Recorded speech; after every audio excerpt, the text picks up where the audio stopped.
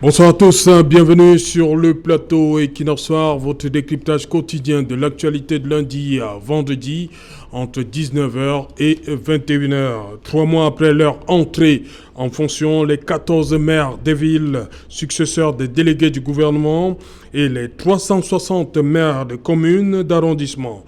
Une évaluation du travail de ces élus issus directement du scrutin municipal du 9 février s'impose.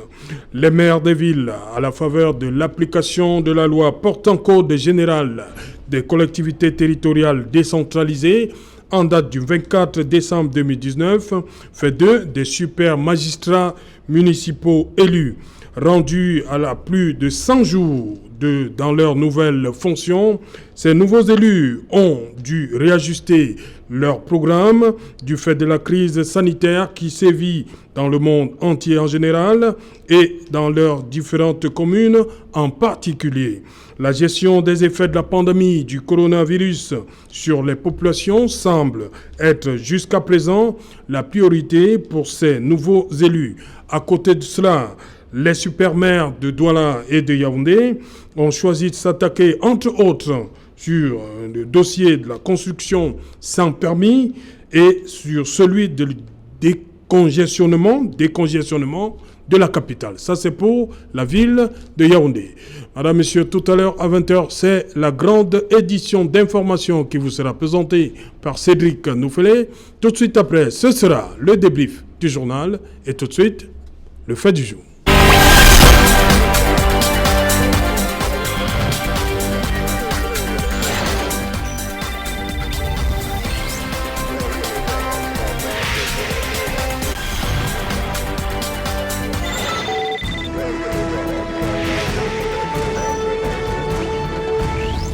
Maire des villes et maires, 100 jours après, où en sommes-nous? Pour essayer de répondre à cette question, nous avons invité une espèce de patchwork, et les citoyens, les habitants des villes et les élus. Nous avons la chance d'avoir un sur ce plateau. Je commence par lui. Bonsoir, monsieur le maire, Joseph Espoir Billon. Bonsoir, Serge Alain. Je profite comme ça pour dire un bonsoir particulier à toute la population de Douala 5e. Voilà. Qui m'a fait le privilège et l'honneur d'être appelé maire aujourd'hui. Voilà. Joseph Espoir Billon, maire adjoint dans la commune d'arrondissement de Douala 5e. C'est ça. C'est bien cela. En face de vous, Mathias Kameni, bonsoir. Bonsoir Serge Alain, bonsoir mon copanéliste, bonsoir à tous ceux qui nous regardent de la télévision Equinox. Voilà, vous êtes du mouvement pour la renaissance du Cameroun, mais cela n'exclut pas, vous êtes un citoyen, vous êtes un habitant de la ville, dont vous allez jeter votre regard sur ce qui est fait depuis qu'ils sont rentrés en fonction. Mathias Kameni du mouvement pour la renaissance du Cameroun, et on va tout de suite aller à Yaoundé, où nous attend Marcel Olivier Di. Bonsoir Marcel, bienvenue. Bonsoir Serge Alain, bonsoir à vous. Bonsoir à tous nombreux auditeurs. Je peux également envoyer un bonsoir particulier à Serge Espoir Billon qu'on a eu à nous rencontrer plus d'une fois. Voilà, je commence par vous. Serge Espoir Billon, vous êtes élu depuis 3 mois. Qu'est-ce que vous avez fait concrètement au niveau de Douala 5e? Ce que nous avons fait concrètement, Serge Alain, permettez, avant de commencer, que je précise ici que je n'ai pas été mandaté par la mairie de Douala 5e pour répondre à ce type de questions. Oui. Ça veut dire que ce que je dis n'engage que moi. Oui. De plus, vous faites quand même partie de l'exécutif communal. Je suis membre de l'exécutif communal. Et il ne faut pas que ce que je dirais ici engage toute la commune comme si ce sont des paroles toutes faites. Oui. Je vais dire que ce que je dis ici n'engage que mon appréciation et ce que je pense. Je voudrais dire aussi que je n'ai pas été mandaté non plus par le Parti camerounais pour la réconciliation nationale, qui a sa team presse, qui est dirigée par le très brillantissime Armand Okol. Et donc, je voudrais m'excuser de ces deux entités, puisque je parle du PCRN et de la commune de Douala 5e, qui, parce que nous savons comment les invitations se font à la hâte et au dernier moment, n'ont pas pu être informés de ma part que je serai ici aujourd'hui pour répondre à ce genre de questions. Toutefois, je fais amende honorable de toute mon honnêteté pour dire ce que je pense en toute sincérité afin que la population de Douala 5e et même celle du Cameroun en général soit édifiée. D'accord, lorsque j'ai fini de dire ça, Serge Alain, permettez que je vous dise qu'actuellement, dans les 100 premiers jours, l'exécutif communal de Douala 5e peut se vanter de pouvoir conduire au mieux, sinon très bien, la pandémie de Covid-19. Nous sommes la première mairie qui a fermé pour la première fois à Douala tous les marchés de son arrondissement pour pouvoir désinfecter. Oui. Nous l'avons fait, nous prenons les populations à témoin. Nous sommes la première mairie au Cameroun qui, pour la rentrée scolaire du 1er juin 2020, nous avons stérilisé tous les établissements de notre arrondissement. Et je voudrais dire ici, pour saluer et reconnaître vraiment la grandeur et la volonté de notre maire, qui, il faut le rappeler, n'est pas un maire PCR, et on ne dira pas que je fais l'apologie de mon parti ici, qui est maire RDPC, effectivement. Mais comme un maire n'a pas de couleur de parti politique, il est maire de la population. À partir du moment où on a été élu et qu'on est entré et qu'on a pris fonction avec la prestation de serment au tribunal de Ndokoti, nous sommes devenus des personnes apolitiques. Nous sommes devenus des entités de l'État du Cameroun. C'est pour ça que nous avons l'écharpe vert ou jaune. Et ce que nous posons, nous le posons au nom de l'État, au nom de notre pays, dans le seul but pour que les populations camerounaises puissent bénéficier des avantages qui leur sont dévolus. Nous avons donc, parlant de la pandémie de Covid-19, mené des actions comme j'ai commencé à le citer ici, mais ce n'est pas tout. Nous avons placé dans l'entrée de tous les établissements scolaires publics de Douala 5e des dispositifs pour le lavage des mains et des gels pour que les enfants puissent se désinfecter. Vous pouvez aller au lycée de Makepe, nous avons des lettres de remerciement du professeur. Vous pouvez aller au lycée technique de Ndokbong. Bref, dans tous les établissements publics primaires et secondaires de Douala 5e. Nous ne sommes pas arrêtés là. Nous sommes allés dans les hôpitaux, l'hôpital de la Cité des Palmiers, le CMA de Bonamou Sadi, celui de Bepanda. Bref, nous avons fait tout ce qui était humainement possible pour la commune de Douala 5e, pour que les populations de Douala 5e, réellement, ne puissent pas manquer de quoi être fiers de leur commune.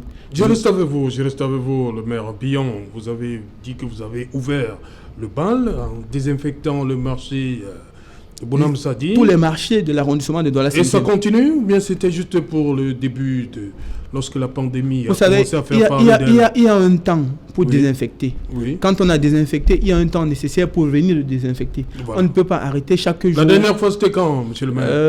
Je ne peux pas avoir exactement la date. Oui. Je sais que la dernière fois, j'étais toujours au plateau ici. Oui. Ça devait être mois de mars. Okay. Donc, ça fait plus de 2 mois déjà. Donc, nous pensons que après 3 mois, on devrait redésinfecter. Et c'est clair, ce n'est pas parce que je suis à la télé, c'est programmé. Ouais. Nous devons faire un deuxième tour pour désinfecter. Déjà, parce que ça permet au marché d'être propre. Parce que les gens, vous êtes là, vous voyez les rats passer à tout moment, vous voyez les cafards. Quand on veut désinfecter le marché, c'est pour le bien des commerçants aussi. Okay. C'est pour le bien des ménages. Parce qu'une fois on a désinfecté, les aliments qui sont vendus dans ce marché, ils sont aussi plus sains. Nous qui allons là-bas acheter. Je vous ai raconté ici, je suis au marché Double Balle lors de la journée citoyenne de propriété avec le gouverneur et le maire. Lorsqu'on soulevait une table, franchement, au début de notre mandat, c'était les cafards. Mais repartez là-bas. Actuellement, au marché Double Balle, on a cassé tout le marché des ports. On a commencé à construire. Et les commerçants sont contents. Ils disent que vraiment l'exécutif de vous aller travailler. Chaque jour qu'on passe, tout le monde qui applaudit, on appelle Papa Fengwa. Je l'ai dit toujours. C'est vrai, c'est Papa Fengwa que vous voyez devant vous, mais c'est un exécutif de 7 personnes. C'est le maire et ses 6 adjoints. C'est le secrétaire général, c'est le receveur municipal, c'est les conseillers municipaux qui sont derrière nous. Bref, c'est une famille qui va gagner ensemble. Et je suis certain que si les commerçants continuent à nous accompagner, à être fiers de ce que nous faisons, nous allons avoir un bilan positif au terme de ces 5 ans. Voilà, Mathias Kameni, vous êtes un citoyen, vous habitez Douala 3e, c'est bien cela? Tout à fait. Comment ça se passe là-bas? Quel regard vous jetez sur le travail de l'exécutif qui est mis en place de ce côté-là? Oui, vous savez, c'est extrêmement difficile en cette période de définir, n'est-ce pas, les actions de l'exécutif qui est fait sur le terrain à cause de cette pandémie de Covid-19. Mais ce que je sais, c'est que je sais quand même qu'ils ont fermé certains marchés pour désinfecter. Ils ont fermé plusieurs marchés d'ailleurs pour désinfecter. Mais maintenant, la question que je voudrais poser, c'est que est-ce que ça entre dans quel budget? Ça entre dans le budget de fonctionnement? Est-ce que c'est dans le budget d'investissement? Parce qu'il faut savoir faire la différence des deux. Maintenant, si c'est dans le budget de fonctionnement, je peux dire que ça ne peut pas être aussi négligeable et ça ne peut pas être aussi très pris en compte. Pourquoi? Parce qu'en réalité, lorsque vous partez désinfecter des marchés partout et que demain il pleut, si vous n'avez pas fait des rigoles, si vous n'avez pas reprofilé des routes, ça veut dire que cette pluie-là vont encore entrer dans les maisons avec Corona que vous êtes en train de désinfecter. Donc, c'est pourquoi je dis, si ça entre dans le budget de fonctionnement, ce n'est pas une très bonne chose. Parce qu'il faut savoir attaquer les choses dans le sens de l'urgence. Vous voyez un peu. Donc, d'après moi, j'aurais pensé qu'il touche d'abord l'essentiel, qui était le reprofilage des routes, la réfection des caniveaux, puisqu'effectivement, c'est l'absence de ces caniveaux-là qui fait que des maisons sont inondées lorsqu'une petite pluie. Encore que la dernière fois, il y a eu une petite pluie et plusieurs domiciles ont été inondés. Donc imaginez qu'ils s'en vont désinfecter le marché et puis ils ne font pas cela, c'est encore la catastrophe. Puisque c'est cette pluie-là qui va encore entrer dans les maisons avec le corona qui sont en train d'empêcher. Donc il faut savoir très bien faire la part des choses. Je n'ai pas, hormis de cela, je n'ai pas encore vu, mais il faut aussi dire que 100 jours, ça fait quand même plus de 3 mois. Oui, 3 mois. Et la loi prévoit quand même que après le conseil de plein droit, 3 mois après, on doit tenir un compte administratif. Alors le compte administratif veut dire quoi? Ça veut dire que le maire doit justifier ses dépenses. Et il ne peut pas, on ne peut pas tenir un compte administratif et qui justifie déjà ensemble lesquels. Quel projet à réaliser? Parce qu'effectivement, il doit le présenter aux populations. Donc c'est pourquoi je dis que c'est très très difficile pour le moment de toucher du doigt leur réalisation. De toute façon, c'est égaré dans cette histoire de Covid-19 que personne n'a les capacités de vous dire ici qu'on a fait ci, on a fait cela. Mais pour le moment, les maires sont très absents sur le plan de l'investissement. Voilà. Je voulais oui, allez-y rapidement, on va prendre... Je voulais dire à mon copanéliste, M. Mathias Kameni, ici, que il faut avoir la bonne foi de reconnaître que les exécutifs communaux actuellement au Cameroun sont en train de travailler sur la base d'un budget dont ils n'ont pas été. Voilà, ouais, on va y revenir, ouais, justement, on va revenir sur cet aspect-là. Bon, on va prendre tout de suite la réaction de Marcel Olivier Ndi. Marcel Olivier Ndi, vous êtes de Yaoundé, Yaoundéen, il faut le dire comme ça. Est-ce que pour le maire de la ville de Yaoundé, Luc Atangana Messi, est-ce qu'il a déjà commencé à imprimer ses marques? Parce que remplacer quand même Timié Vouna, il faut le faire. Est-ce que la touche Atangana Messi est déjà visible 100 jours après? Oui, Serge, avant de répondre à votre question, je voudrais d'abord faire une précision. Lorsqu'on parle de 100 jours de l'exécutif, c'est mathématiquement, c'est différent de 100 jours d'un gouvernement, par exemple. Oui. Une mairie ou un exécutif communal prend fonction à partir du moment où il prête serment. Or, si on regarde à partir du moment où les exécutifs communaux ont prêté serment, on est à peu près à une 60aine de jours. Cela veut dire que on doit faire un bilan sur les 60 jours. Ça, c'est la première des choses. La deuxième des choses, c'est que, en l'état actuel, compte tenu des fonds alloués aux mairies, on n'est pas encore sûr que pour le cas du budget de 2020, cet argent-là est déjà transféré aux différentes communes, qu'on observe leurs actions sur le terrain. Ça, c'est la deuxième des choses. La troisième des choses, c'est que lorsque les maires sont élus, je pense humblement qu'ils sont élus autant pour moi sur la base de leur projet de société. Et donc, c'est à partir de ces projets de société qu'on doit faire le bilan. On doit faire un bilan sur, disons, entre guillemets, les 100 jours qu'ils ont déjà passés. Or, en l'état actuel, n'ayant pas encore reçu du budget de l'État, on peut s'entendre que s'ils ont un budget émanant des projets de société, ça veut dire qu'ils s'appuient uniquement sur les recettes communales pour implémenter les différents projets qu'ils avaient, les différentes promesses de campagne qu'ils avaient au moment de leur élection. Maintenant, est-ce qu'en l'état actuel, on est capable de d'observer objectivement le bilan du super maire de Yaoundé. Je pense simplement qu'il est difficile de le faire. Parce que, voyez-vous, lorsque le super maire de Yaoundé est élu, il vient prendre les projets que l'ancien avait fait. Et certainement, ces projets-là étaient en cours d'implémentation. On peut donc sous-entendre que l'actuel super maire est en train de clôturer ce qui était de l'ancien exécutif, l'ancien délégué du gouvernement. Et donc, est-ce qu'il va s'arroger les honneurs de nous? Je ne pense pas. Est-ce qu'il a déjà implémenté les projets qui lui sont propres? Honnêtement, c'est difficile de le dire. C'est difficile de le dire parce que jusqu'à faire le tour que nous faisons ici à Yaoundé, tout ce que nous observons, ça rentre dans le cadre de la continuité du délégué du gouvernement. Donc, nous n'avons pas vu ce que lui-même, en fonction des propos de campagne, nous n'avons pas vu ce que lui-même a posé comme acte fort sur le terrain. Et que les gens puissent dire que son bilan, après 5 jours, est positif ou alors il est négatif. Donc, en l'état actuel, c'est difficile de le dire. Si je voudrais un peu tirer dans le cas spécifique de Yaoundé, là où je suis, le constat que nous avons fait, nous faisons tout le monde, ceux qui passent au Carrefour Acacia, peuvent faire, c'est que au niveau du Carrefour Acacia, le maire a construit des boutiques pour des commerçants. Avec des informations de gauche à droite, il se dit que le maire a fait un appel d'offres, c'est-à-dire que les commerçants qui voulaient avoir des boutiques, il leur a demandé de payer une somme à peu près 1,5 million, je pense que c'est ça, 1,5 million. Cet argent doit de construire les boutiques, remet à ces commerçants à leur tour de payer la somme de 3 000 à 5 000 francs. Donc, est-ce que c'est un projet? On peut dire que oui, c'est un projet. Mais maintenant, il faut se référer à ces promesses de campagne.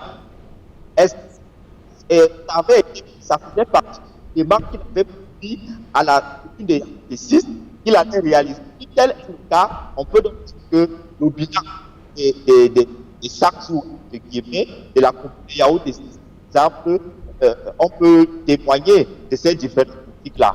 Mais mis à part ça, je pense que les exécutifs sont dans une dynamique de réflexion, dans une dynamique qui va leur permettre de... Ils sont encore en attente, d'autant pour moi, ils sont en attente des financements, peut-être qu'ils vont nous permettre de mettre sur pied les projets qu'ils ont promis aux différentes populations durant leur campagne. Donc, globalement, c'est ce que nous pouvons retenir sur les centres des exécutifs communaux ici à Yaoundé et spécifiquement à Yaoundé. Ok, voilà, Maire Billon, dites-moi, chez Douala 5e, est-ce que cette lutte contre le coronavirus a permis comme ça, ou bien a mis de côté certaines priorités, certaines autres priorités? Absolument, c'est Jalin. Vous ne pensez pas que l'exécutif communal de Douala 5e sortant avait prévu qu'il y aurait le coronavirus et qu'on aurait à dépenser l'argent que nous sommes en train de dépenser pour ça? Il est clairement ici, on n'a pas besoin de le démontrer. Il est évident que nous avons pris de l'argent qui était destiné à autre chose avec le mécanisme que le gouvernement a permis pour pouvoir l'utiliser pour le cas de Covid-19. Déjà pour enterrer les morts de Covid-19 et ensuite pour pouvoir sensibiliser les populations pour qu'ils restent chez eux pendant la période de confinement. Aussi, pour tout ce qui est lié au Covid-19, reconnaissons que nous avons pris de l'argent qui n'était pas destiné au Covid-19 pour pouvoir résoudre le problème de Covid-19. Il n'y a pas de réponse là. Je ne pense pas que le maire Ebanda, en votant le budget de 2020, en 2019, il avait prévu qu'il y aurait le Covid-19 et qu'il fallait une ligne budgétaire pour résoudre les problèmes de Covid-19. Encore que c'est une pandémie qui a eu plus d'ampleur.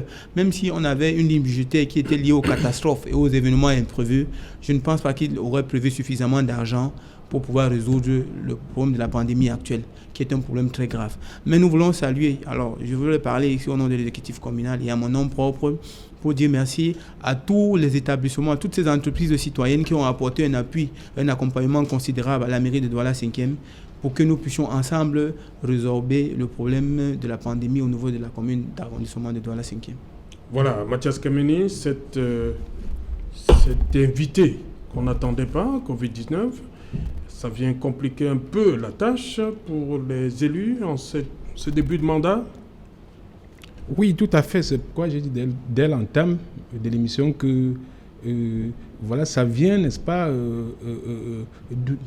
ça vient de fondre, n'est-ce pas, dans une inquiétude, au point où même le peuple, nous ne pouvons pas examiner, n'est-ce pas, les actions qu'ils mènent sur le terrain. Mais ce que je voudrais dire, c'est que les élus ne doivent pas penser que comme Covid est là, ils doivent toujours continuer dans cette absence-là.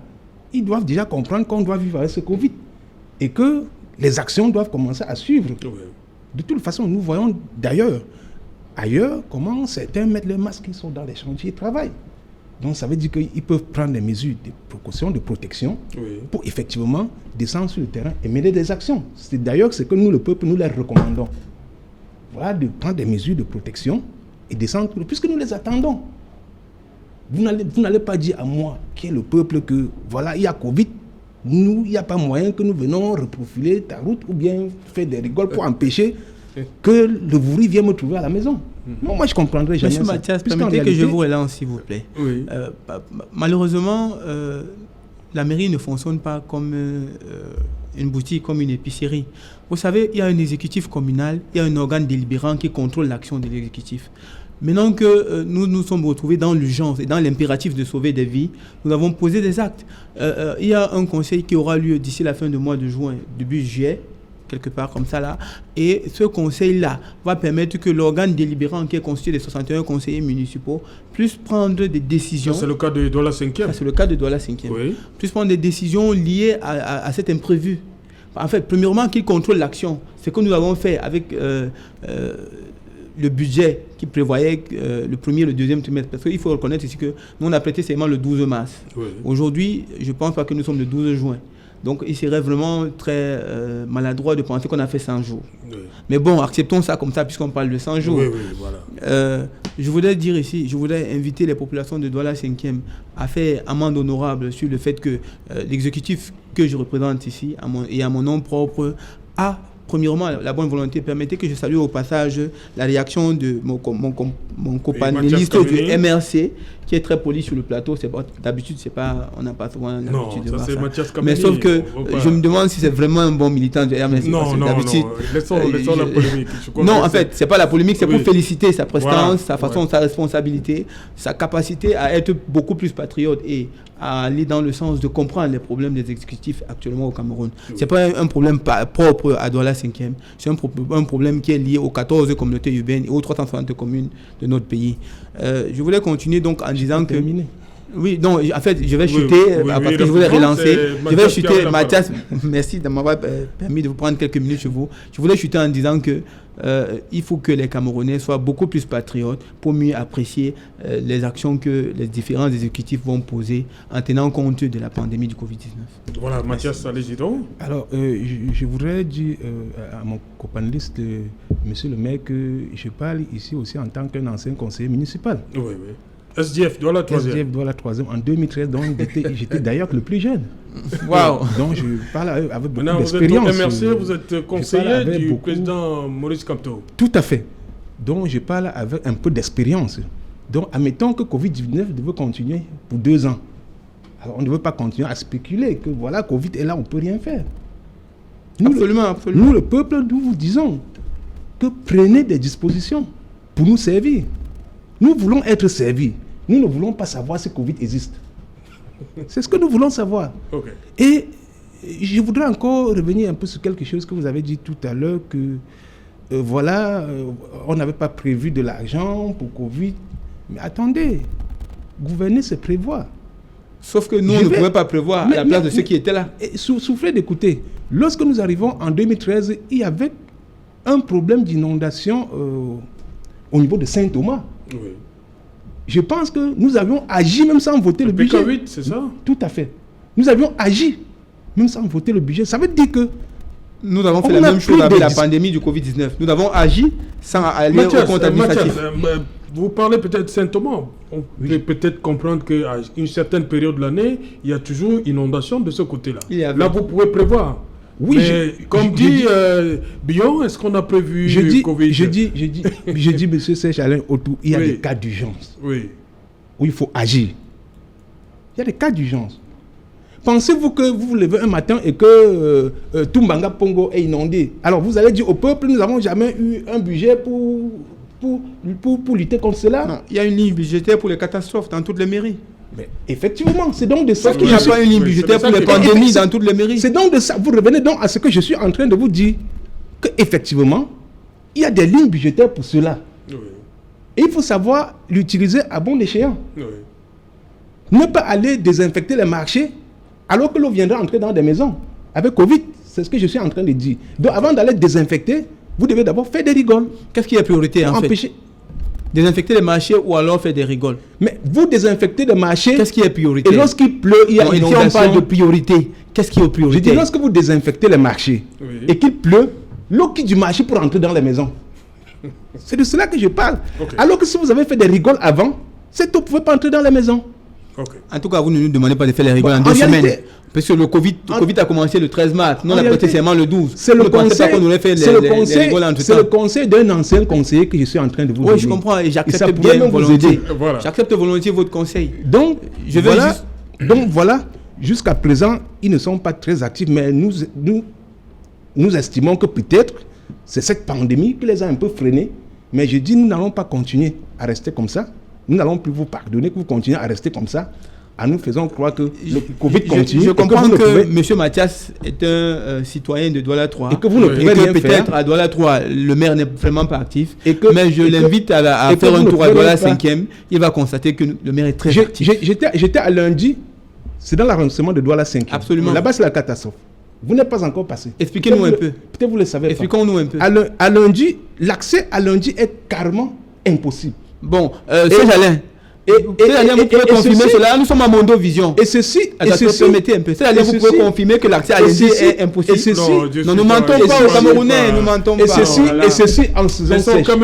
Mathias Kameni. L'accès à lundi n'est pas impossible, Mathias. C'est un boulevard qui venait d'être tracé. Je vous rappelle que le projet qui va de Fongoudon Bangé pour le dépôt, la décharge de lundi est en train d'être bitumée et c'est cet homme qui a le projet. On peut dire que cet axe-là est inaccessible. Soyons honnêtes quand on s'adresse aux Camerounais. Disons la vérité ici. Et moi je veux dire, c'est pas tout. Il y a actuellement une station de traitement de boues de vidange qui est en train d'être construite à lundi. La route qui va là-bas, c'est un boulevard. Mais je parle à lundi d'un boulevard. Est-ce que cet accès-là est une catastrophe? Il faut dire la vérité aux Camerounais. Et là, ce n'est pas la mairie de Douala 5e qui l'a fait, c'est la communauté urbaine, la mairie de la ville. Je ne prends pas ça sur nous comme un bilan que la mairie a fait. Mais il faut qu'on dise des choses en prenant des exemples vrais. Okay. Les Camerounais ont envie de savoir la vérité. Oui, j'ai dit au début de mon propos qu'on dira la vérité. Voilà. Monsieur Sèche Alain, et le plus grave, c'est que ceci se passe en pleine saison sèche. Et avec des grandes pluies qui s'annoncent, qu'est-ce qui va bien se passer? Ça, c'est mon interrogation. Donc, du coup, j'interpelle le maire qui est sur le plateau, que vous devez braver, n'est-ce pas, la Covid-19, et avec des mesures de protection pour descendre sur le terrain et servir des Camerounais qui vous attendent. Voilà. Joseph Espoir Bion, c'est compliqué. Hein? Quand on est un élu, hein, les attentes sont énormes. Hein? Vous devez vous attendre à ça. Absolument. Les attentes sont énormes, mais je ne pense pas qu'on va nous demander de décrocher la ligne. Dire que non, on doit vivre avec Covid-19 et il y a les autres, évident. Les autres éléments. Hein. La population doit sentir que l'exécutif communal est bien présent. Donc, il ne faut pas mettre tout sur le dos du Covid-19. Ce n'est pas ce qu'on a fait ici. Par exemple, effectivement, pour le relancer, le marché double balle à Bépanda, à l'heure où je vous parle, est en train d'être construit là où on traitait le port, à proximité du lycée de Bépanda. On a amené le catépia, on a rasé tout ce qui était comme saleté, boue, tout ce qui était déchets. On est en train de construire une fosse septique pour le traitement de sang et des eaux qui vont faire les restes de port pour que ce soit un marché moderne. Nous sommes en train de le faire pendant la période du Covid. Et ça aussi, c'est le maire qui a pris sur lui l'engagement de le faire quand même dans l'urgence, bien que le Covid y soit. Donc, je suis en train de dire, nous avons pris comme ça des grandes résolutions, nous avons pris comme ça des grands engagements pour poser des actes évidents sur le terrain. Et les commerçants malheureusement, notre émission ne peut pas appeler, les commerçants de double balle, vous pouvez faire un reportage là-bas demain sur le terrain pour vérifier que ce que je dis ici n'est pas un bluff, ce n'est pas une histoire. Donc, je continue de souhaiter que nous disions la vérité à notre population, que nous disons ce que nous faisons, que nous faisons ce que nous disons. Et je continue de croire qu'avec cette méthode-là, à terme, au bout de 5 ans, nous aurons un bilan positif. J'ai toujours dit que le bilan de Douala 5e sera le bilan des 61 conseillers, ça sera le bilan de l'exécutif communal, ça ne sera pas le bilan d'un parti politique. Voilà, on va donc aller dans le 2e arrondissement de Douala où nous attend Cissé Bamanga du PURS. Bonsoir Cissé, bienvenue sur le plateau. Equinox Soir. Oui, bonsoir, Serge Alain Otto. Voilà, Cissé Bamanga, vous êtes dans Douala. Sur le plateau et tous vos panélistes. Voilà, vous êtes habitant de Douala 2e. Est-ce que, on va dire, 100 jours, est-ce que ça bouge véritablement de ce côté-là? Oui, je dis déjà un bonsoir à tous vos panélistes et à tous vos auditeurs de l'émission Equinox Soir. Et encore merci de m'avoir invité une fois de plus, M. Serge Alain Otto.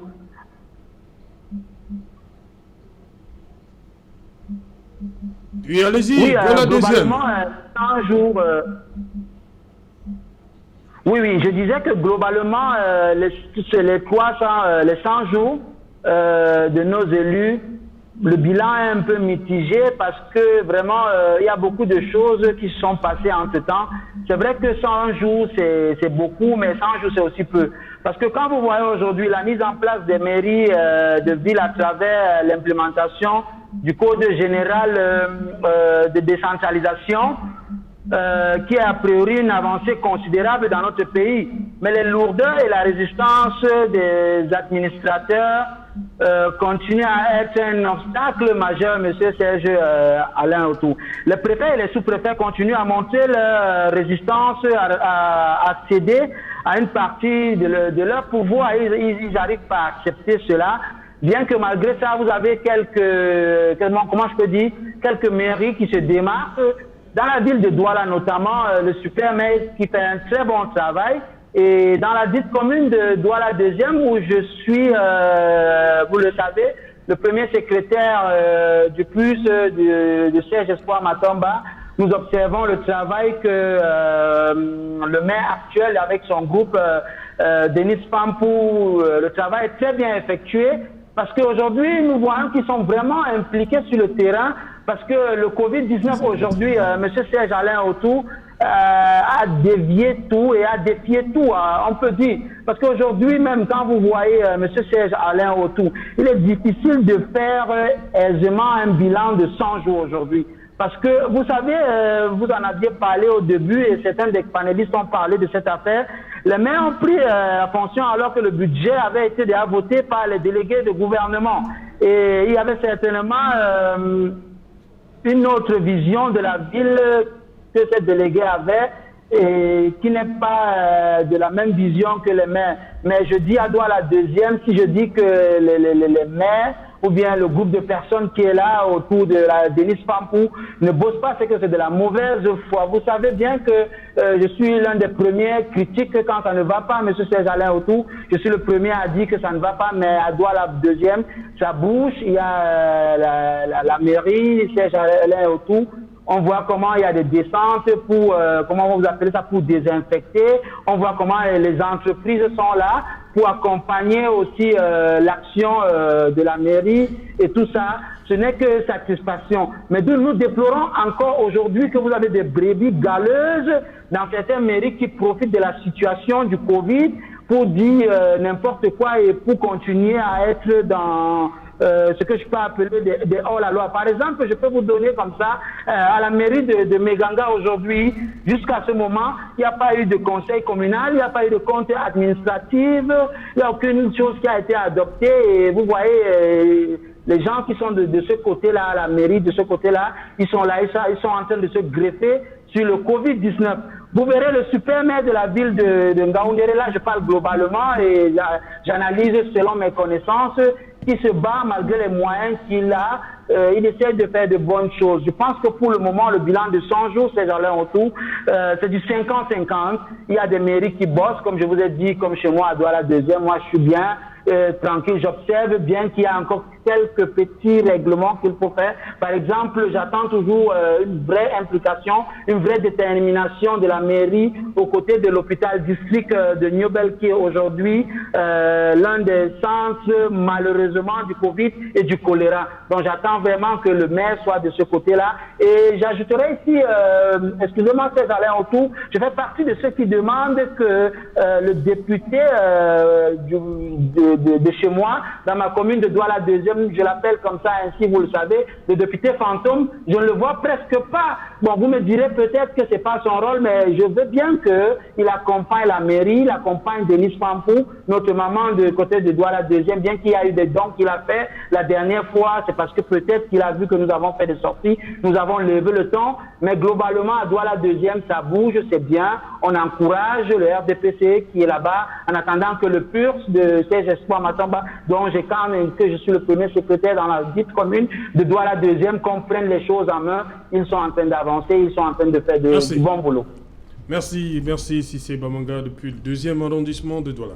CES Espoir Billon, vous parlez de ce budget-là, voté par l'exécutif communal sortant, dirigé par le RDPC, mais il se trouve quand même que l'ancien maire est toujours dans l'exécutif actuel. Un rectificatif. Oui. L'ancien maire n'est pas dans l'exécutif actuel. Il est conseiller municipal. Il est conseiller municipal. Oui, conseiller municipal. C'est vrai qu'il y a deux adjoints. Il y a deux adjoints de l'exécutif précédent. Vous voyez qui sont dans l'actuel. Le deuxième et le quatrième adjoint maire qui sont dans l'actuel. Oui. Il faut savoir que. Ça ne facilite pas les choses? Non, c'est pas ça.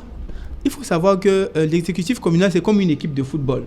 Ce n'est pas parce que la saison précédente, Neymar était à Barcelone et que cette saison, il ne l'est plus, que Barcelone cesse d'être Barcelone. Je vais dire une chose. L'exécutif précédent a posé des actes en fonction des réalités qu'ils avaient à leur moment. Oui. Nous, aujourd'hui, nous posons des actes en fonction de la réalité que nous avons dans notre commune. Les réalités de 2020, parlant de juin 2020, sont très différentes de ceux de juin 2019, un an après. Nous posons des actes. Il faut savoir que nous sommes contrôlés. Il y a, quand on parle du conseil qui va s'occuper du compte administratif, il y a donc des fautes de gestion que nous évitons. Nous devons forcément aller auprès des populations et leur dire, moi je prends mon cas, je suis habitant à la frontière Cité des Palmiers et PK10 d'Ikaé. Et partant de haute tension Bédi jusqu'au marché PK10, il y a cette route qui à l'époque était bitumée, qui allait jusqu'au génie militaire.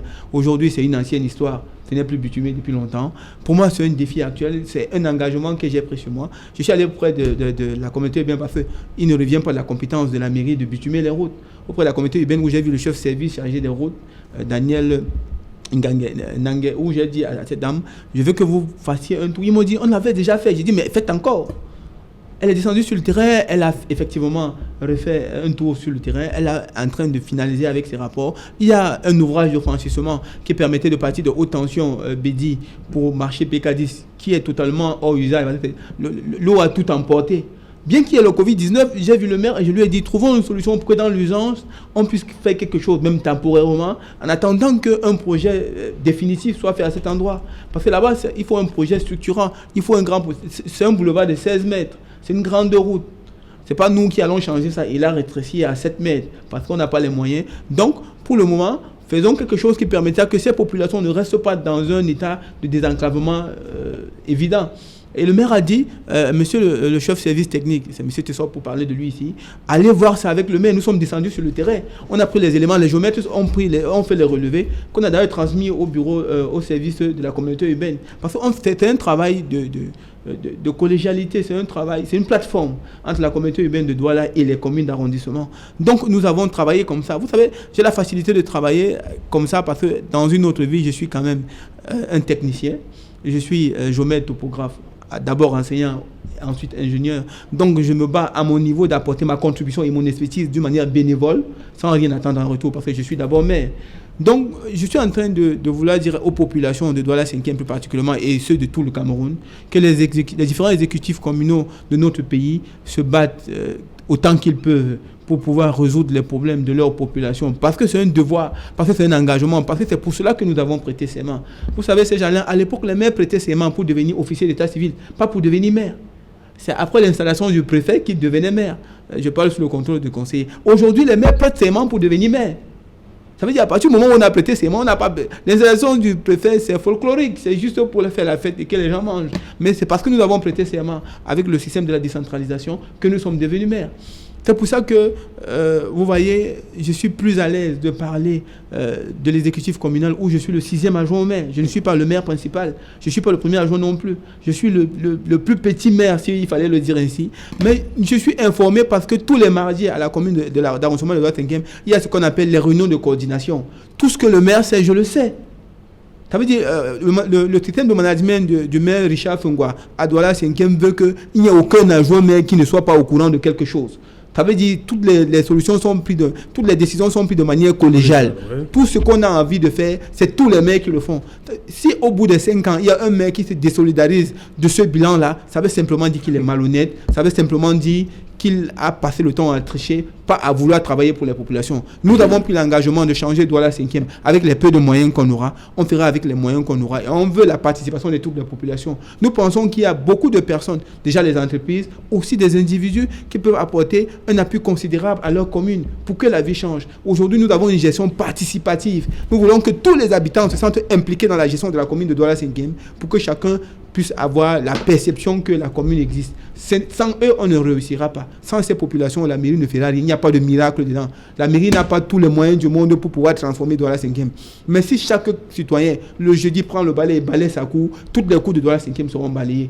Si chaque citoyen prend l'initiative de ne pas jeter les ordures en route, c'est Douala 5e qui sera propre. Si chaque citoyen, bien qu'il y ait le Covid, prendre les dispositions de respecter les distanciations sociales et respecter les consignes de l'OMS, c'est Douala 5e qui n'aura plus de contaminés. Donc c'est une affaire de tous. Ce n'est pas une affaire de l'exécutif communal. Justement, ce n'est pas une affaire par rapport à cette décision, vous décidez, c'est jeudi propre à Douala 5e, c'est oui, ça? Oui. Est-ce que c'est ce qui se passe? Effectivement, c'est ce qui se passe. Les gens balayent effectivement ou bien ils attendent de l'heure pour c'est ça le problème, les gens ne balayent pas. Qu'est-ce que vous faites donc tous ne balayent pas. Ces personnes-là, qui ne respectent pas ce je voudrais dire ici que jeudi propre à Douala 5e n'est pas une affaire de marché. C'est une affaire de tout le monde. Ça veut dire, si vous êtes chez vous et que votre cour est sale, le maire viendra chez vous vous exiger de balayer votre cour. Sinon, nous allons utiliser les moyens vous contraignant de le faire. Parce que le maire est maire de tout l'arrondissement, pas le maire des marchés. Il a accès dans votre domicile pour se rassurer que votre cour est balayée. Il a accès devant votre domicile pour se rassurer que votre route n'est pas... parce qu'il y a aujourd'hui des poubelles spontanées. Où dans un quartier, tout le monde commence à jeter au bord de la route et ça devient la poubelle. Et moi, j'ai pris sur moi, parce que je suis celui qui est chargé de l'enlèvement des ordures ménagères, la précollecte des ordures ménagères et tout ce que ça fait avec Isakam. J'appelle M. Mon qui est à la communauté urbaine et je lui dis, rassurez-vous que Isakam qui a gagné au marché à la communauté urbaine est en train de faire son travail. Sinon, moi, je vais dénoncer ça. Isakam est obligé de passer. Aujourd'hui, je salue la collaboration d'Isakam quand même, qui est une entreprise citoyenne et qui fait l'effort, du moins avec le peu de moyens qu'ils ont, de pouvoir ramasser ces ordures. Vous vous rappelez, j'étais une fois au plateau où j'avais dénoncé une poubelle qui a été juste à côté de chez moi. Le lendemain, depuis ce jour jusqu'à aujourd'hui, Isakam passe régulièrement pour ramasser ça. Peut-être que ça aussi c'est l'avantage de la télé. Si je ne venais pas ici, je ne sais pas si... Dans tous les cas, je continue de dire une chose ici, c'est que je souhaite que tout le monde s'y mette pour qu'à terme, nous ayons un bilan collectif. Pour que chaque citoyen de Douala 5e et même des autres arrondissements puisse dire, voilà ce que j'ai fait pour ma commune, afin d'exiger un bilan du maire. Merci. Marcel Olivier dit, voilà, depuis le scrutin de février 2020, les maires de ville, ils sont élus. C'est-à-dire qu'on est passé de délégué du gouvernement qui était nommé à un maire, maintenant de la ville qui est élu. Est-ce que ça change fondamentalement quelque chose par rapport à ce que ces personnes-là doivent donner vis-à-vis de leur population? Quand on est élu, est-ce qu'on a plus de charges? On a plus d'obligations vis-à-vis de sa population? Tout à fait. Quand on est élu, on a effectivement des obligations plus importantes que lorsque on est nommé. Je voudrais dire à M. Villon que lorsqu'il dit que nous faisons avec le peu de moyens que nous avons, je trouve que c'est un langage de la débrouillardise. Or, il ne s'agit pas de faire de la débrouillardise parce que vous avez été élu justement sur la base des projets de société que vous-même vous avez conçus. Et les mairies ont suffisamment de moyens pour implémenter professionnellement ces différents projets de société. Donc, vous ne pouvez pas dire que vous faites avec le peu de moyens que vous avez. Ce que je voudrais dire, c'est que ce que nous attendons, ce que nous, les populations de Yaoundé, par exemple, et de toutes les autres grandes villes, attendent non seulement des super maires, entre guillemets, et des différents maires, c'est qu'ils aillent vers les populations, qu'ils récoltent leurs attentes, qu'ils demandent ce qu'ils ont besoin, qu'ils fassent des enquêtes de terrain pour savoir ce que la population a besoin, et c'est à partir de là qu'ils doivent recadrer leurs différents projets de société. Si nous ne faisons pas ça, nous serons encore hors sujet. C'est-à-dire que nous aurons toujours des exécutifs communaux qui seront en train de résoudre des problèmes qui n'ont rien à voir avec la demande de la population. Donc, je dis que le maire, pour revenir à la question que vous me posez, le maire de Yaoundé a plus de pression, il a plus d'exigences parce que c'est la population qui l'a placé là. Et la population l'a placé là justement pour qu'il résolve les problèmes de la population. Avant, ce que nous constations avec le délégué du gouvernement, c'est qu'il s'asseyait dans son bureau, il concevait un projet et il le mettait sur pied. Et du coup, on avait des projets qui émergeaient, mais qui ne servaient pas totalement la population. Or, en mettant sur pied le maire de la ville, on a plus de chances que ce maire-là touche effectivement les populations. Or, pour qu'il touche les populations, pour qu'il soit efficient, il faut qu'ils aillent vers les populations, qu'ils sachent. Moi, depuis que je suis ici, je n'ai jamais vu une équipe communale qui vient demander, qui fait une enquête de terrain pour savoir quels sont les besoins, par exemple, de notre quartier. Qu'est-ce que la population a besoin? Et à partir de là, peut-être que quand nous, on va leur dire, bon, voilà, nous avons besoin. Parce que nous, on n'a pas demandé les boutiques. Nous n'avons pas demandé les boutiques à Yaoundé 6, nous n'avons pas demandé les boutiques au maire de Yaoundé 6, nous ne lui avons pas demandé les boutiques. Ce n'est pas que je dis que les boutiques ne sont pas bien, mais ce que je dis, c'est que si à marge de ces boutiques-là, ils venaient vers les populations demander qu'est-ce que vous avez besoin et que nous, on leur dit, bon voilà, vous venez, nous avons besoin de telle ou telle chose. À partir de là, ils peuvent mieux nous aider plutôt que de s'asseoir dans leur bureau et de concevoir les projets qu'ils viennent nous imposer. On rentre là dans le cadre de ce que on appelait à l'époque le développement par le haut. Or, nous sommes dans une approche du développement par le bas, où ce sont les populations elles-mêmes qui proposent, qui disent voici ce que nous avons besoin. Et maintenant, dans une sorte d'équilibre du sablier, le haut apporte justement les moyens pour que on finalise les projets. Donc, je dis que le maire de Yaoundé a plus de pression, et pour que cette pression-là soit un peu allégée, il faut qu'il vienne vers nous, les populations, que nous lui disions ce que nous attendons de lui. Donc, et je ne vais pas entrer dans les détails, ils doivent concevoir, par exemple, des instruments de collecte de données qui vont leur permettre de rassembler les données. À partir de ces données-là, ils peuvent les analyser et aboutir justement à des projets consensuels.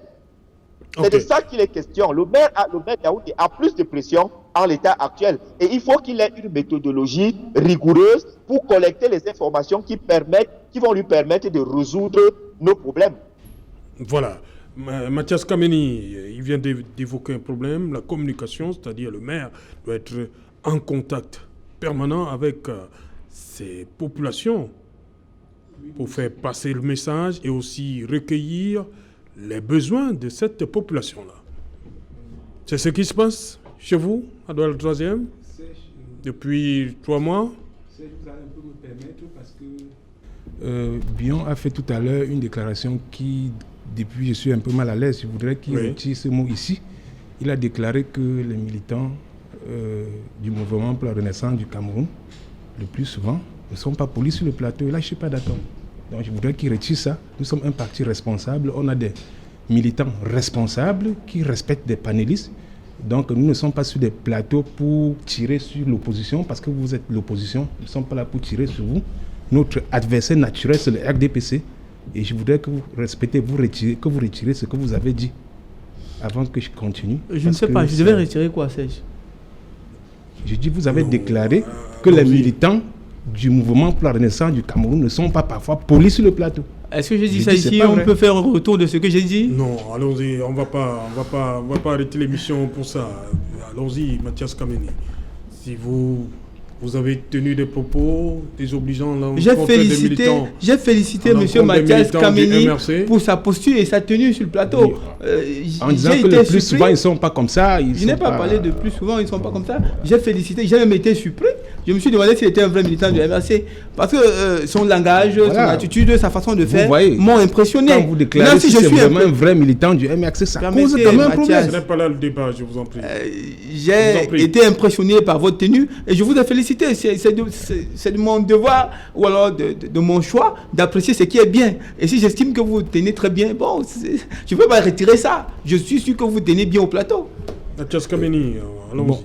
Maintenant, Serge, concernant votre question, c'est ça qui est un peu dommage. Oui. Vous savez que quand ils ont besoin de suffrage, ils promettent ciel et terre. Oui. Et ils vont vers la population. Tout à fait. Ils sont dans les sous-quartiers. Vous les voyez avec des pantalons qu'ils ont retroussés pour montrer leur détermination au peuple.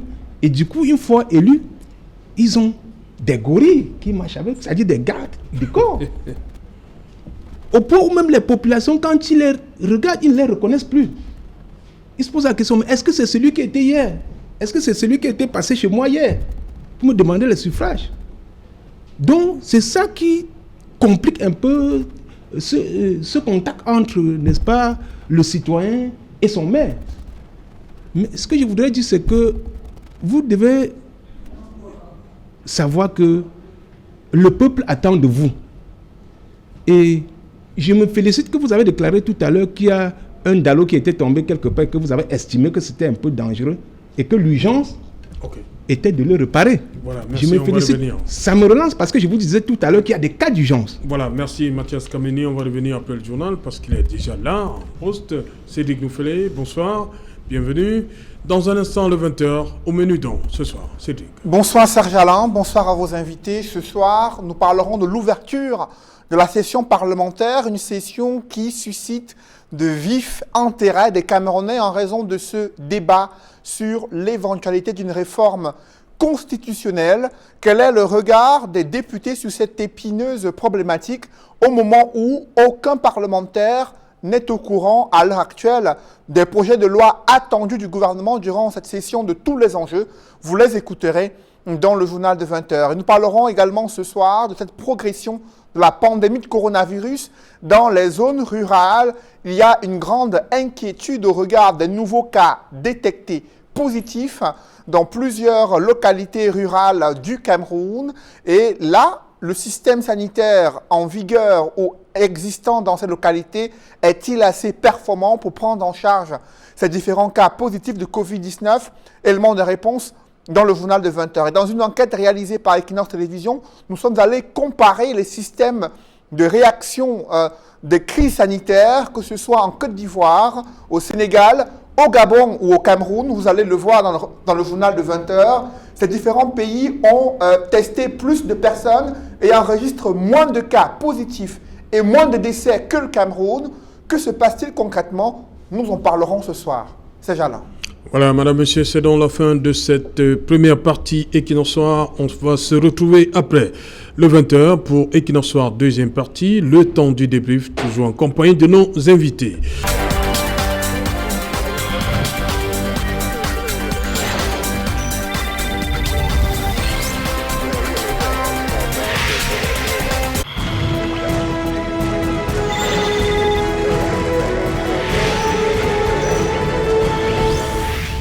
Retour sur le plateau Equinox Soir, deuxième partie consacrée au débrief du journal. Madame, monsieur, si vous nous rejoignez en l'instant, nous sommes toujours en compagnie de nos invités en plateau.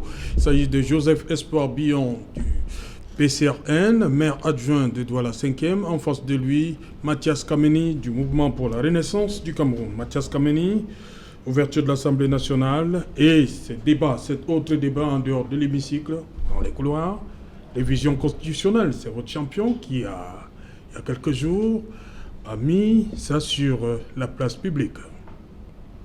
Oui. Quelque chose se prépare, selon le professeur Kapto? Bien évidemment. Et c'est justement pourquoi il a appelé, n'est-ce pas, ses responsables à la retenue. Parce que nous pensons, comme ils le vantent d'ailleurs tout le temps, que notre pays est un pays de démocratie. C'est eux qui le disent. Maintenant, il faut respecter le système démocratique. Alors, si, par erreur, ils accomplissent ce qu'ils sont en train de vouloir faire, c'est-à-dire faire passer un gré à gré, ça sera à leur risque et péril. Nous n'allons jamais tolérer cela. Il faut respecter le système démocratique. Donc ça veut dire qu'il faut passer par les urnes pour élire le prochain président camerounais, conformément à la Constitution. Mais là, le professeur Kamto pose deux autres préalables. Il pense qu'il faut d'abord résoudre la crise dans le nord-ouest et le sud-ouest, et ensuite, tout le système électoral est à revoir. Tout à fait. C'est avant les élections. Oui. C'est-à-dire, pour élire le futur président de la République, il y a des problèmes que le MRC a émis. Il faut les respecter. Et ce n'est pas aujourd'hui qu'il le dit. Il a toujours dit, dans toutes ses sorties, il a toujours parlé de la résolution de la crise anglophone, qui aujourd'hui, malheureusement, le Covid-19 est venu étouffer. Dieu seul sait ce qui se passe là-bas, avec un gouvernement aussi dictatorial. Nous avons très peur qu'il y ait un carnage de ce côté, puisqu'il n'y a plus les moyens pour contrôler. Avant, il y avait beaucoup d'attention de ce côté. Mais aujourd'hui, la Covid-19 est venue également dissoudre, n'est-ce pas, le NOSO. Donc, nous pensons que pour, n'est-ce pas, y arriver, il faut passer par les systèmes démocratiques mis en place par notre Constitution. Il faut résoudre ces problèmes de crise. Il faut même libérer les prisonniers politiques. Je pense que c'est toujours dans ces exigences. Il faut faire revenir nos frères qui sont réfugiés dans des pays voisins sur leur terre et reconstruire effectivement le NOSO. Donc tant que cela n'est pas fait et que des individus, c'est comme ça que je vais les appeler, parce que je suis sûr que les conditions dans lesquelles ils ont été élus, eux-mêmes, ils s'en redoutent, se mettent dans des antichambres pour décider de la destinée de notre pays et de nos citoyens, nous disons, c'est inacceptable, nous ne les pardonnerons pas. Ok. Joseph Espoir-Billon, dans ce débat, quelle est la position du PCRN? Vous êtes à l'Assemblée, vous avez 5 députés, révision constitutionnelle, vous êtes pour? C'est Alain, vous voyez, est-ce que notre constitution ne mérite pas... Je ne peux pas venir ici au plateau pour parler des soubresauts, des choses qui sont encore dans l'imagination. Je ne peux pas vous dire si on est pour ou contre la révision constitutionnelle. Nous sommes membres de l'Assemblée nationale. Si un projet de loi comme ça arrive à l'Assemblée, on prendra les dispositions qui seront les nôtres. Pour le moment, je ne pense pas, sauf si ça venait d'arriver comme une information, pour le moment, je ne pense pas que c'est le cas pour le Cameroun. Nous refusons donc de nous prononcer sur ce qui n'existe pas, en fait, parce que pour le moment, l'Assemblée nationale, je crois, une session est convoquée, elle est en cours à partir d'aujourd'hui, et on n'a pas encore mis à disposition des députés de la nation les projets de loi qui parlent de révision constitutionnelle. Quand ça sera le cas, réinvitez-nous sur le plateau et nous vous donnerons notre point de vue. Pour le moment, honnêtement, je n'ai pas grand-chose à dire là-dessus. Ok. Moi, si vous n'avez pas grand-chose à dire, moi je dis en ce qui nous concerne, nous mettons donc ces délinquants, c'est comme ça qu'il faut les appeler, parce que des personnes qui veulent faire passer des choses sans passer par la voie, n'est-ce pas, officielle, je pense que ce sont des délinquants. Nous les mettons donc en garde, que consulter le peuple. Si vous ne le faites pas et que vous voulez faire passer ça de gré ou de force, vous allez vous heurter à nous. Consulter le peuple, donc vous convoquez un référendum? Pas un référendum, il y a des institutions Il y a la l'Assemblée aussi. il y a la Constitution. Les institutions, c'est l'Assemblée. Les institutions, c'est l'Assemblée. C'est le Sénat. Mais tout le monde sait que l'Assemblée est contre l'Assemblée, les membres de l'Assemblée est contrôlé par le RDPC. Mathias, est-ce que vous voulez nous faire comprendre ici que le seul peuple, c'est le MNC? Je suis en train de dire ceci. Je dis que l'Assemblée, tout le monde sait, est contrôlée par le RDPC. Est-ce que l'Assemblée n'est pas le peuple? Tout le monde sait ce qui se passe depuis quand même 40 ans. Est-ce que La l'Assemblée même Assemblée est là, les mêmes personnes sont là, et rien n'a jamais changé. Et ils ont fait passer des lois à tort et à travers. C'est pourquoi nous disons... Mathias, nous sommes à Mondo Vision et le monde entier nous regarde. Est-ce que l'Assemblée nationale du Cameroun, c'est pourquoi nous disons que nous n'allons pas tolérer ce gré à gré qui est en train de se constituer au sommet de l'État. Nous n'allons pas le tolérer.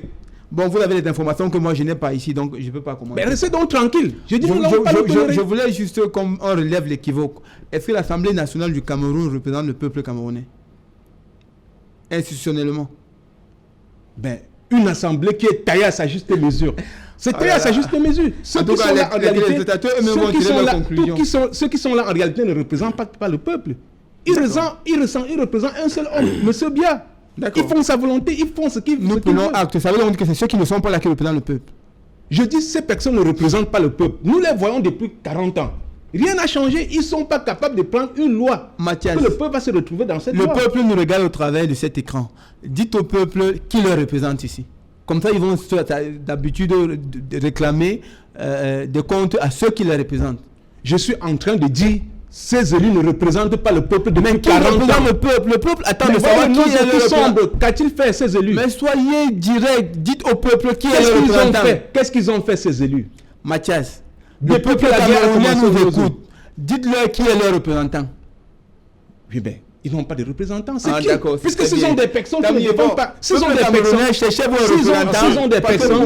sont des personnes qui ne revendiquent pas leurs intérêts. Ce sont des personnes qui ne représentent pas les intérêts. Ça veut dire qu'ils n'existent pas.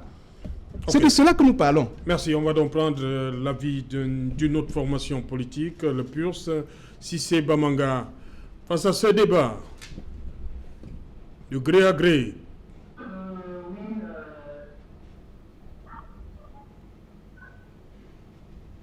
oui, Serge Alain Autou, vous m'écoutez?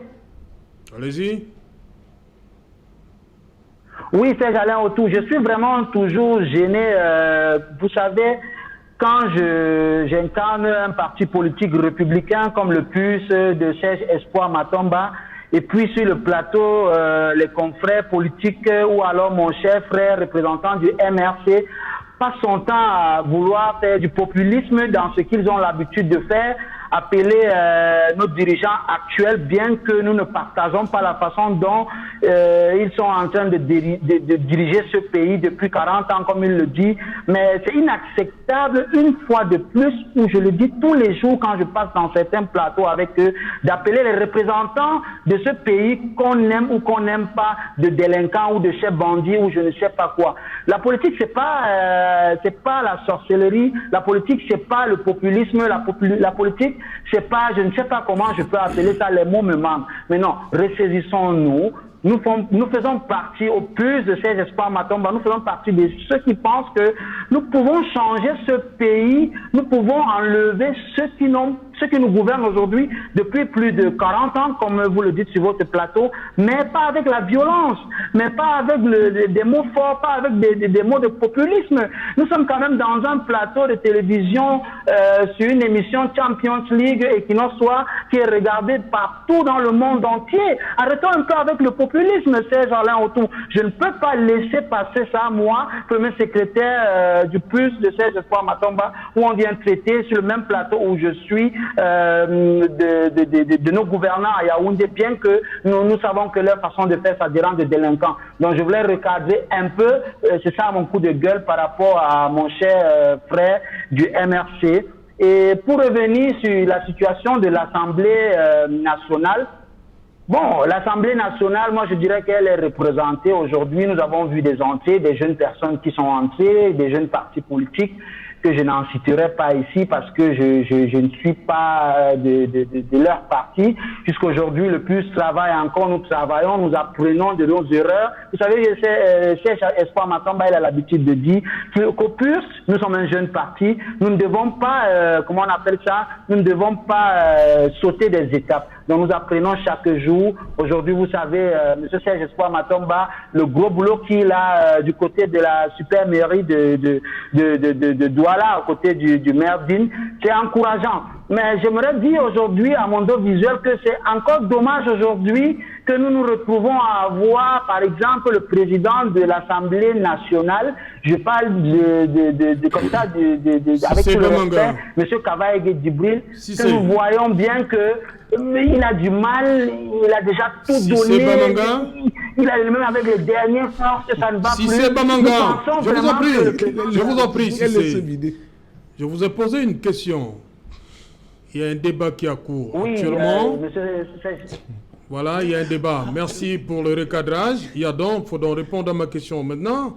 Il y a un débat qui a cours sur la révision constitutionnelle, c'est gré à gré, selon le professeur Maurice Kamto, qui serait en préparation. Quelle est la position du PURS de Serge Espoir Matomba, que vous aimez citer tout le temps? Monsieur Serge Alain Autour, c'est pas que j'aime citer Serge Espoir Matomba. La position du PURS est très simple. Le PURS c'est un parti républicain et c'est un parti dynamique. Vous voyez comment à la tête du parti, c'est un jeune et vous voyez les cadres du parti dont j'en suis un, c'est la jeunesse. La position du parti, elle est très simple. Nous sommes des républicains.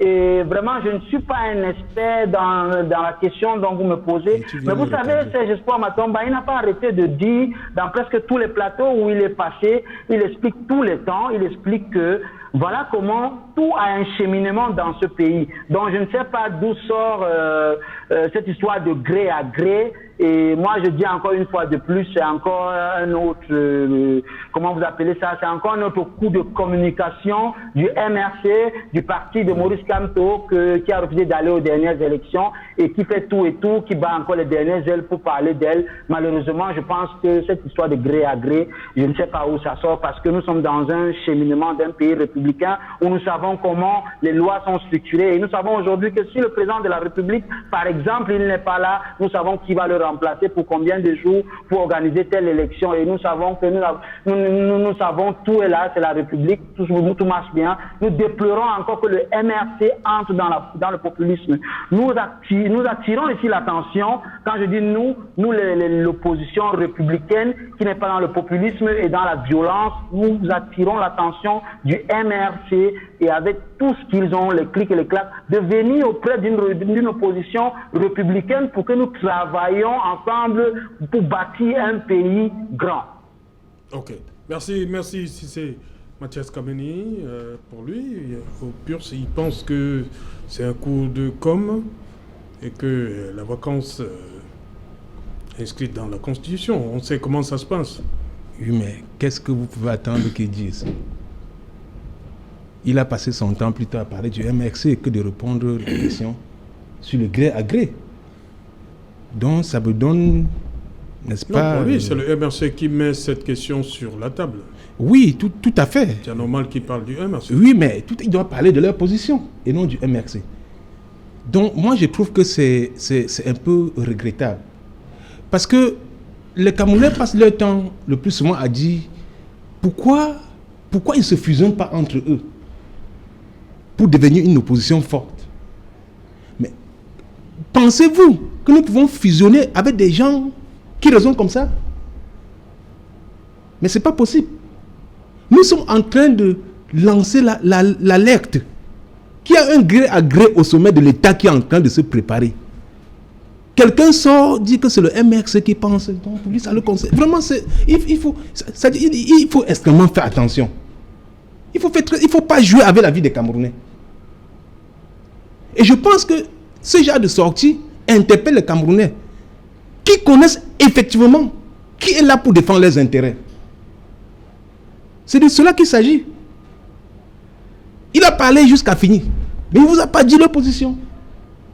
Ça peut même m'amener à croire que c'est un partenaire du RDPC.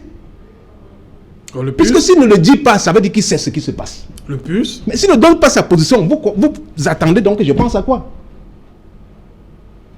Vous attendez que je pense à quoi? C'est mauvais d'être partenaire du RDPC? Oui, mais il ne faut pas donc venir jouer au chat à la souris pour faire croire à... Non, c'est pas bien ce genre de jeu.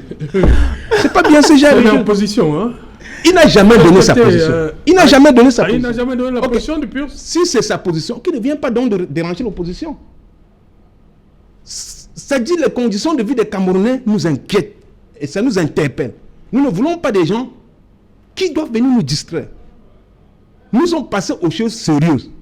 Nous disons il y a un gré à gré qui se prépare et nous allons nous opposer face à cela, quel qu'en soit ce qui va se passer. Ok, on va donc écouter l'avis d'une autre formation politique, l'UFP d'Olivier Billet, avec Marcel Diéry, rapidement. Marcel nous attend depuis Yaoundé. Effectivement, je voudrais faire remarquer aux Camerounais ici que toutes les fois où un certain parti de l'opposition, pour qui j'ai beaucoup de respect, a promis aux Camerounais qu'il allait s'opposer avec la dernière énergie, je voudrais qu'ils leur fassent le bilan de leur opposition. Ils se sont opposés au hold-up électoral. On sait comment c'est fini. C'était une chose. Ils se sont opposés avec les méthodes qu'ils ont toujours utilisées pour tout ce qui concerne notre pays. Si on doit les suivre chaque fois qu'ils vont décider de s'opposer et que ça finit comme on sait que ça finit toujours, on va finir par se lasser et ne plus les suivre. Soit ils s'opposent définitivement et ils vont jusqu'à terme, soit ils ne s'opposent pas et ils nous laissent, on devient des alliés du RDPC. Parce qu'au Cameroun, la seule opposition, c'est le MRC. Maintenant, comme c'est eux seuls l'opposition et que nous on a envie de les suivre, parce que je veux prendre ma carte du MRC demain en sortant de ce plateau, vraiment qu'ils prennent l'habitude de s'opposer jusqu'au bout ou de ne pas s'opposer. Parce que s'ils disent aujourd'hui que nous allons nous opposer jusqu'au bout et que le moment venu on commence à marcher derrière eux et qu'à peine d'arriver de côté ils changent d'avis et ils disent que nous sommes républicains, ça va nous fatiguer. Je les invite vraiment à prendre une position définitive. Soit ils sont radicaux et extrémistes, ils l'assument jusqu'au bout. Soit ils sont des républicains et ils construisent un pays qui va dans le respect des institutions et des règles. Okay. On ne peut pas être les deux à la fois. Et moi, je dis une chose. Je regrette énormément que le non-hold-up électoral soit arrêté au jour d'aujourd'hui. Je pense que c'est un slogan qui pouvait faire 5 ans. Il pouvait rester dans ça jusqu'à 5 ans et nous permettre, nous autres, qui vous dites que le non-hold-up électoral s'est arrêté. Dans tous les cas, au jour d'aujourd'hui, chaque Camerounais, c'est dans notre ADN. Chaque Camerounais apprécie la situation à son niveau. Parce que c'est je suis en train de dire. Je suis en train de lui dire. J'ai dit une chose. On ne peut pas dire non au hold-up électoral. On ne peut pas dire non au hold-up électoral et être contre le gré à gré. C'est stupide. Je ne peux pas. Quand on est contre le gré à gré, ça veut dire qu'il y a un président de la République qui est là et qu'on refuse de changer. Mais non au hold-up électoral veut dire qu'on conteste que celui qui n'est pas président de la République. Donc on ne peut pas faire les deux à la fois. Soit c'est le non au hold-up électoral, soit c'est le non au gré à gré. Vous ne pouvez pas être stupide à ce point. Soit vous dites non au hold-up électoral, il n'y a pas un président de la République qui gère le Cameroun et donc on ne peut pas le remplacer de manière de gré à gré. Soit il y a un président de la République, vous prenez acte et vous combattez le gré à gré. Faut pas être. Les Camerounais ne sont pas stupides à ce niveau. Rapidement, Mathias, parce qu'il nous entend à Yaoundé déjà. Ok, vous étiez incapable tout à l'heure de donner votre position sur le gré à gré. Ça me surprend que vous avez encore pris la parole pour parler de cela. Mais je ne veux pas vous laisser dire ici que le mot non au hold-up électoral est fini. Non, c'est vous-même qui l'avez dit. C'est dans notre, c'est vous qui l'avez dit. C'est dans notre ADN, mon cher ami. Si le non au hold-up électoral, c'est dans notre ADN. Le non au hold-up électoral. Le non au gré à gré n'a pas de sens. On ne peut pas avoir les deux à la fois. Le non au hold-up électoral reste. Vous ne pouvez pas être femme et homme en même temps. Le non au hold-up électoral. Non au gré à gré et non au hold-up électoral. Le non au hold-up électoral, ça veut dire qu'il y a un président de la République que vous ne reconnaissez pas. Donc on ne parle pas de gré à gré. On parle de gré à gré parce qu'il y a un président de la République qui est là et qui incarne les institutions, qui veut être remplacé de manière par un choix personnel. Merci. On va écouter. Reste notre cheval de Troie. Et le nom de ADN, c'est quoi? Ok, merci. Je reviens à vous. Marcel Olivier dit de l'UFP sur ce débat, le gré à gré et l'éventuelle révision. D'abord, la révision de la Constitution. Et le gré à gré. La position de l'UFP. Je voudrais d'abord faire une précision, Serge. Il faut savoir que le plus grand mal dont souffre notre politique, c'est que dès que vous faites une analyse froide qui, d'un côté comme de l'autre, peut ne pas arranger les gens, on vous estampille d'une étiquette parfois qui ne reflète pas votre véritable profil. Donc, quand je le dis, c'est pour indiquer que lorsque une opposition, un parti politique fait une analyse froide et que cette analyse-là n'arrange pas certains partis de l'opposition, du coup, on dit, voilà des opposants de l'opposition. Les gens refusent de voir la réalité en face. Nous, à l'UFP, nous ne lisons pas dans la boule de cristal. Et nous nous appuyons sur une approche empirique pour faire un certain nombre de prévisions. Quand on regarde la politique au Cameroun depuis ces 38 dernières années, je pense que en matière électorale, le pouvoir du renouveau a toujours procédé par un respect des lois. Je dis bien en matière électorale. Le pouvoir du renouveau s'est souvent battu à respecter les lois. On peut lui reconnaître de battre en brèche les lois dans certaines circonstances, mais au moins sur le plan des élections, il a toujours respecté. Bon, maintenant, est-ce qu'il y a un gré à gré qui se prépare? Nous, à l'UFP, nous ne pouvons pas le dire parce que nous n'avons pas les informations, peut-être que les autres ont. Et nous nous refusons de faire dans les incantations. Nous préférons nous limiter à ce qui a l'habitude de se passer. Quand le président Paul Biya avait émis le projet de changer la Constitution, c'était en 2008, pour une mandature ad vitam aeternam, je pense qu'il a soumis le projet à l'Assemblée nationale. Et maintenant, s'il se trouve que dans un calcul, je ne sais pas lequel, que le RDPC veut créer, comme il se dit dans les coulisses, veut créer un poste de vice-président pour faire une succession de gré à gré. Moi, je crois qu'il est de bon temps de s'opposer à ça. Maintenant, comme nous n'avons pas de preuves irréfutables que c'est ça qui se prépare, nous ne lisons non plus dans la boule de cristal. Nous, on préfère nous atteler à ce qui se passe sur le terrain en l'état actuel. Les choses, la session parlementaire ne nous a pas encore livré son verdict au point où nous pouvons dire oui, c'était le gré à gré. Et même si on doit parler de gré à gré, je crois quand même que on devra avant tout consulter le peuple, même s'il faut créer un poste de vice-président à qui on va, je ne sais pas ce qui se dit, à qui le président de la République va céder le pouvoir. Je crois qu'on sera obligé de passer par la case élection. Donc, qu'il y ait un gré à gré, peut-être au niveau de la succession, en se disant, en attendant qu'on organise une élection, on passe le pouvoir. Cela est constitutionnellement reconnu parce qu'en cas de vacances du président de la République ou de démission, c'est le président du Sénat qui prend les affaires. Dans ce cas-là, c'est aussi un gré à gré, mais c'est un gré à gré constitutionnel. C'est le gré à gré anticonstitutionnel qui devrait poser problème. Or, en l'état actuel, nous ne voyons pas encore, nous n'avons pas encore des indicateurs palpables, nous n'avons pas encore quelque chose de concret qui permet d'indiquer irréfutablement que nous avons un gré à gré. Comme je l'ai dit, peut-être que le président du MRC a des informations que le Camerounais lambda n'en a pas. Mais s'il les a, attendons voir. Mais pour le moment, restons au sillage des lois. Je pense que si je le dis, on ne devrait pas en principe dire que l'UFP est l'opposant de l'opposition. Donc en temps normal, nous restons au sillage des lois. Si à l'Assemblée... Merci Marcel. Olivier Ndi, Mephisto depuis Yaoundé, l'UFP de Olivier Bilin. Merci également à Cissé Bamanga de Purs, de Serge Espoir Matoma. Merci à vous également, Joseph Espoir Billon, PCRN de Cabral Libi. Merci à vous, Mathias Kameni. Merci Serge Alain. MRC du professeur Maurice Kamto. Merci Serge Alain. Oui. Merci pour tous ceux qui nous ont regardés. Voilà. Et merci. À la prochaine.